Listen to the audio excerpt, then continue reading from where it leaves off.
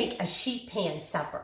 It is nutritious, it is full of flavor, and I think you'll find it simple. This morning before I left the house, I took one chicken breast that was thawed and I cut it up into bite-sized pieces and I put it in a Ziploc bag with some buttermilk, and that's tenderized all day long, and so that's ready.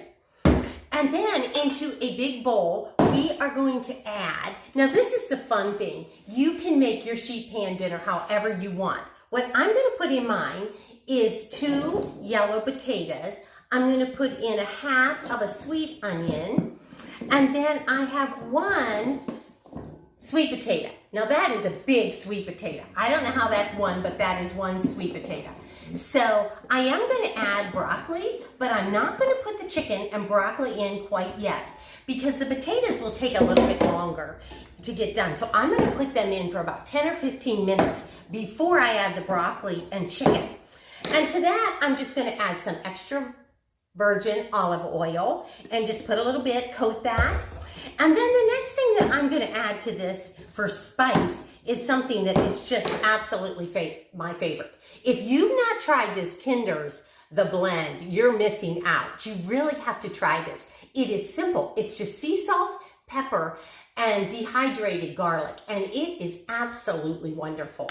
And so we're just going to sprinkle that on there liberally, and that is the only seasoning besides the buttermilk that I am going to use. And I'm going to give that a nice toss after I coat that with that seasoning. I'm going to dump it onto my pan and I'm going to get that in the oven. And I'll be back after that's cooked about 10 to 15 minutes.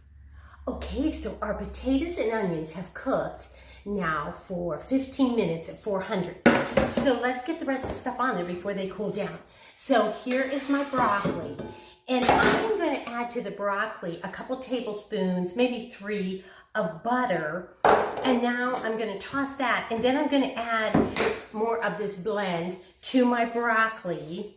And I'm also going to add this to my chicken because I want that. And I'm going to add it to our pan and get it back in for about 20-25 minutes. And then supper will be ready. Okay, so our dinner is done and it smells and looks amazing. I ended up cooking it for about 40 minutes, and now all is left to do is to plate this supper, and I am pairing it with a salad of a bed of lettuce, cottage cheese, and peaches. I hope you try this dinner. Have a wonderful evening and be the light in this world.